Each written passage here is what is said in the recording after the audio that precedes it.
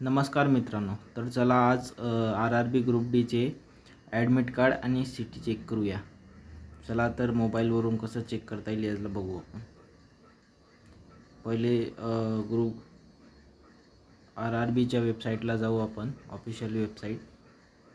त्यामध्ये ही official website मी खाली लिंकमध्ये देऊन देईन, तुम्ही त्यावरनं जाऊन चेक करू शकता.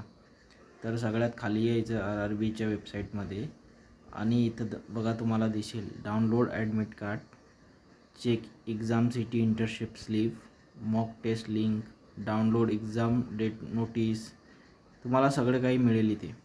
इथे तुम्ही लिंक 1 आणि लिंक 2 दिलेले आहेत. तर लिंक 1 आणि लिंक 2मध्ये पण जाऊन तुम्ही चेक करू शकता. तुम्हाला लिंक 1मध्ये क्लिक करायचं, ॲडमिट कार्ड डाउनलोडमध्ये. एक न्यू वेबसाईट येईल RRBची. त्यामध्ये तुम्हाला तुमचं रजिस्ट्रेशन नंबर आणि डेट ऑफ बर्थ टाकायची आहे. तर रजिस्ट्रेशन नंबर हे इथे टाकायचा आहे आणि डेट ऑफ बर्थ इथे चूज करावं लागते आपल्याला. डेट ऑफ बर्थ चूज करायची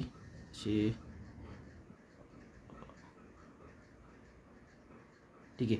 डेट ऑफ बर्थ चूज झाल्याच्या नंतर तुम्हाला इथे कॅप्चा फिल करायचा आहे. 59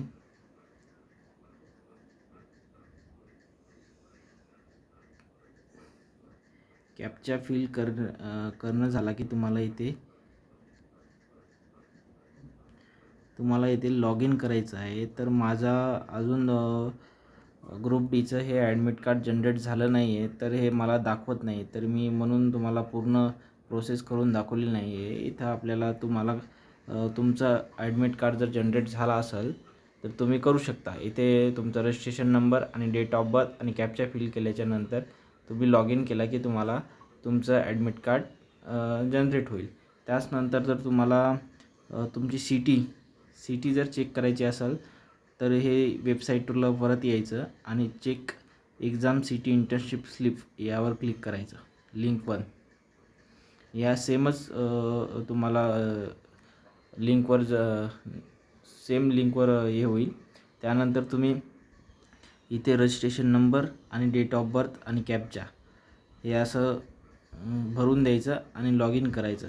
त्यानंतर तुम्हाला एक हे ओपन होईल, तुमची जी एक्झाम सिटी आहे. आणि तुम्हाला जर रेल्वे पास अलाउड असेल तर रेल्वे पास पण अलाउड होईल तुमची, तिथे तुम्हाला दिसेल. तर इथं तुम्हाला असं केल्याच्यानंतर तुम्हाला सगळं कळून जाईल. ओके, ठीक आहे. थँक्यू.